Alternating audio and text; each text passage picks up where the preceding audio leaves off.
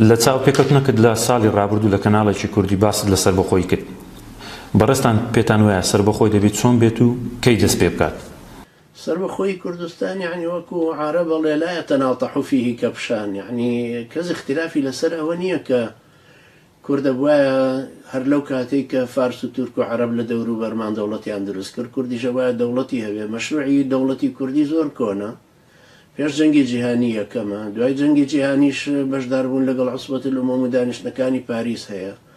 بە درێژایی ئەو خەباتە توولانیانەی کە کورد بە درێژایی تاریخی خۆی و لە ناوچە جیاوازەکانە کردوێتی، هەدەفی سەرەکی دروستبوونی دەوڵەتێکی کوردی بووە کە شۆرشی ئەیلول و ئەو واقعە قورسە هاتە پێشەوە. ناچار ئەم شیعارە بەرزکرایەوە کە بەڵێ دیموکراسی بۆ عێراق و حکومی ذاتی بۆ کوردستان، بەڵام هەلەقەل بتوانین ئیدارێکی ذاتی کوردی ببین بەڕێوە.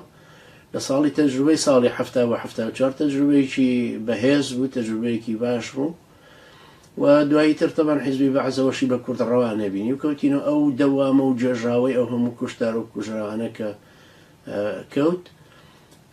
هەلی من پێم وایە هەلێکی تر ڕەخسا لە ڕماندنی نیزامی عێراقی، ئەو کاتە سیستمەکە هەمووی ڕما، حکومەتەکە تێکچوو، مؤسساتەکانیشی نەمان، هەلێکی واژ بوو. بەڵام تەبعاً دائیمەن سیاسەتمەداران جاری وا هەیە هەندێک خاڵی تایبەت هەیە کە ئەوانەی زانن و ناتوانن یا ڕێگریان بۆیە بربەستێک کە ناتوانن ئیعلانی ئەو شتێک جەوهەرێک گەورەیە